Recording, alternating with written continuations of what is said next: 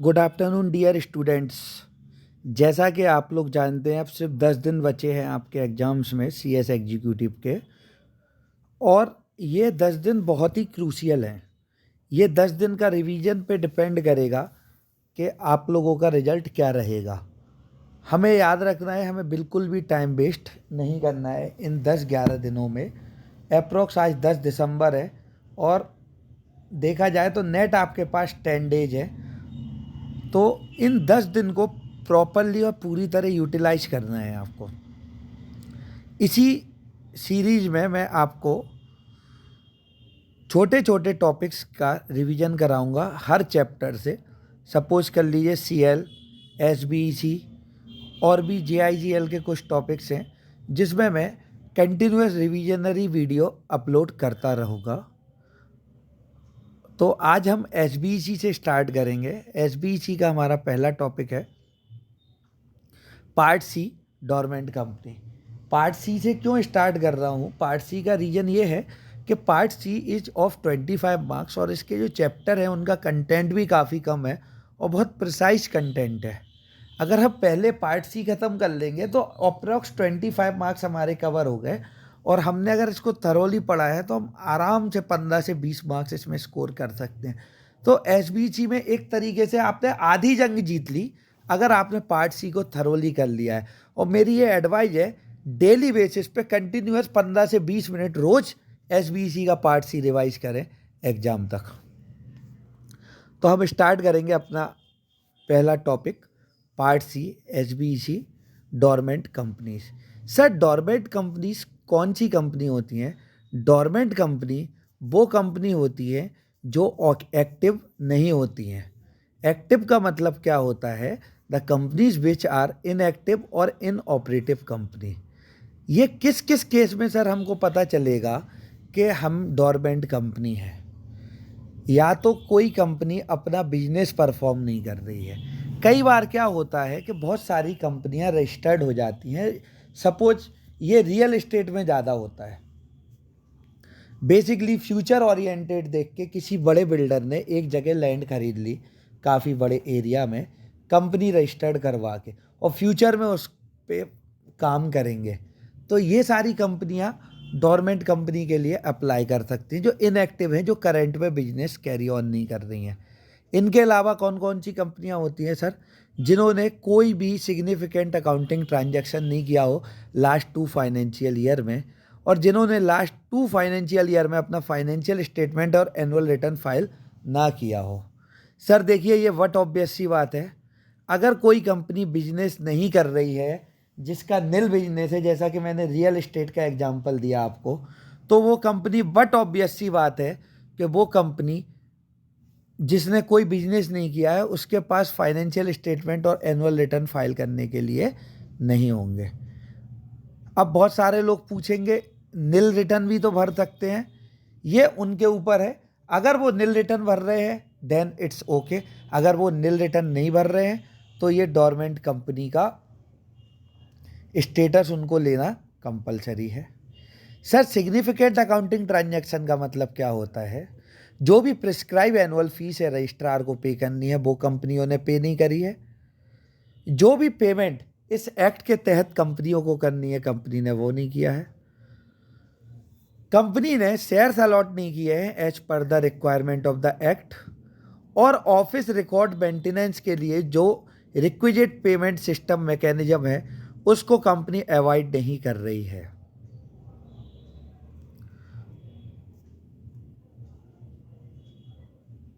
अगर बहुत सिंपल सा है यहाँ समझने का, अगर जो भी ट्रांजैक्शन है, जो भी सिग्निफिकेंट अकाउंटिंग ट्रांजैक्शन है, अगर कंपनी परफॉर्म नहीं कर रही है लास्ट 2 फाइनेंशियल ईयर में, तो वो इनएक्टिव कंपनी की डेफिनेशन में आ जाएगी। सर, इनएक्टिव कंपनी का स्टेटस मतलब डोरमेंट कंपनी का स्टेटस कैसे लिया जा सकता है? ये 2 तरीके से लिया जाता है, सुओ मोटो या फिर डोरमेंट बाय आरओसी। सर, अगर कंपनी चाहे, जैसे कि मैं एक बिल्डर हूँ और मुझे पता है कि मुझे आने वाले टाइम में कोई बिजनेस नहीं करना है, तो मैं खुद फॉर्म MSC 1 में प्रिस्क्राइब फीस पे करके अप्लाई कर सकता हूँ। डोरमेंट कंपनी के स्टेटस के लिए। और दूसरा केस, जब 2 कंटिन्यूअस ईयर तक कोई भी रिटर्न फाइल नहीं हुए हैं आरओसी को, तो आरओसी सुओ मोटो इस केस में डोरमेंट कंपनी के लिए आपका नाम नोटिस के साथ इश्यू कर सकती है। तो ये ज़रूरी नहीं है कि सिर्फ कंपनी ही डोरमेंट कंपनी के लिए अप्लाई करे, डोरमेंट कंपनी के स्टेटस के लिए अप्लाई करे, आरओसी सुओ मोटो भी कर सकता है। सर एक इम्पॉर्टेंट चीज़ क्या है, अगर कोई भी कंपनी 5 साल तक कंटिन्यूअस डोरमेंट रही है, मतलब अगर सर 5 साल तक कोई भी कंपनी डोरमेंट रही है, तो 5 साल का पीरियड ख़त्म होने के पहले पहले उस कंपनी को एक्टिव कंपनी के लिए अप्लाई कर देना चाहिए। अगर वो कंपनी ऐसा नहीं करती है तो उसका नाम, अगर एक्टिव कंपनी में नहीं आया है तो उसका नाम स्ट्राइक ऑफ हो जाएगा, सुओ मोटो। तो बहुत सिंपल सी कहने की बात यहाँ पे हमारी ये है कि किसी भी कंपनी को 5 साल के पहले एक्टिव या स्ट्राइक ऑफ के लिए अप्लाई करना है। और अगर 5 साल के बाद, मतलब पूरा 5 साल का पीरियड पूरा हो गया है, तो फिर उसका नाम सुओ मोटो स्ट्राइक ऑफ हो सकता है। सर प्रोसीजर क्या है? सर प्रोसीजर बड़ा सिंपल सा है। कोई भी कंपनी डायरेक्टली स्पेसिफाई नहीं कर सकती है, किसी भी कंपनी के चेयरमैन या बोर्ड डायरेक्टली अपने खुद से अप्लाई नहीं कर सकता है डोरमेंट कंपनी के स्टेटस के लिए।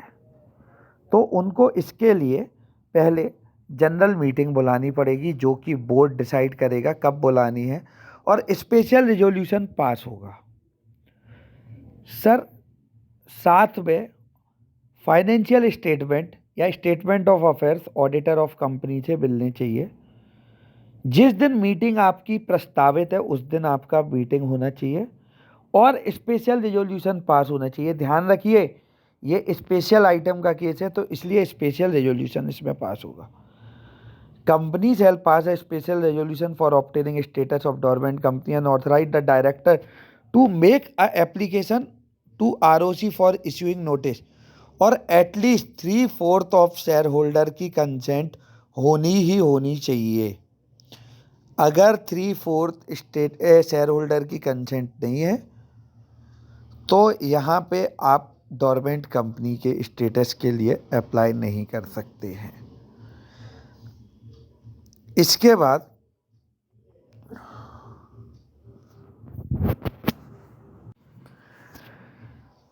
ये पूरा प्रोसेस पूरा होने के बाद MGT 14 फाइल होने के बाद MSC 1 के तहत कंपनी सारी डिटेल्स फाइल करेगी, और अगर ROC सेटिस्फाइड है, therefore registrar of company satisfied है, तो फिर वो उनको डोरमेंट कंपनी का स्टेटस ग्रांट कर देगा। सर अगर कौन सी कंपनी डोरमेंट के लिए अप्लाई नहीं कर सकती है? अगर कोई इंस्पेक्शन इन्वेस्टिगेशन चल रहा हो, किसी प्रोसिक्यूशन में कंपनी का नाम हो और वो प्रोसिक्यूशन चल रहा हो कंपनी के अगेंस्ट, पब्लिक डिपॉजिट कंपनी के ने आउटस्टैंडिंग रखे हों, लोन आउटस्टैंडिंग हो कंपनी के।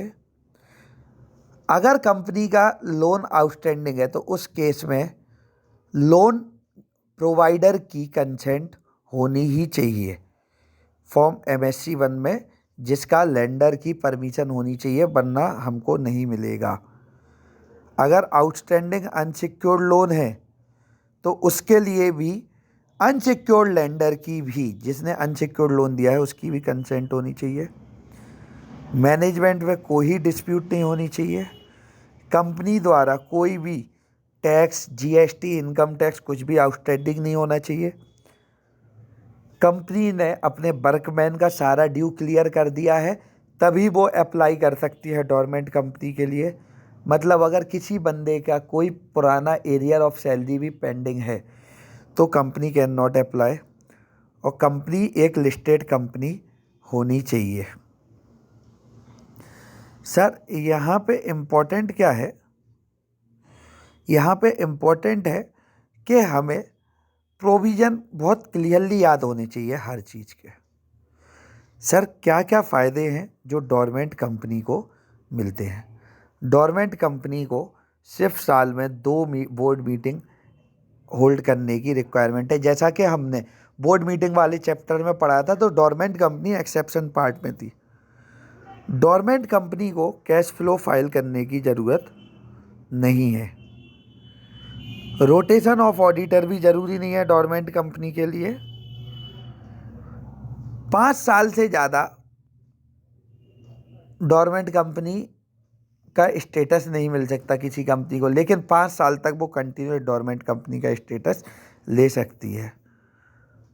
डोरमेंट कंपनी को तब तक टैक्स पे नहीं करना है जब तक उसको एक्टिव कंपनी का दर्जा ना मिल जाए।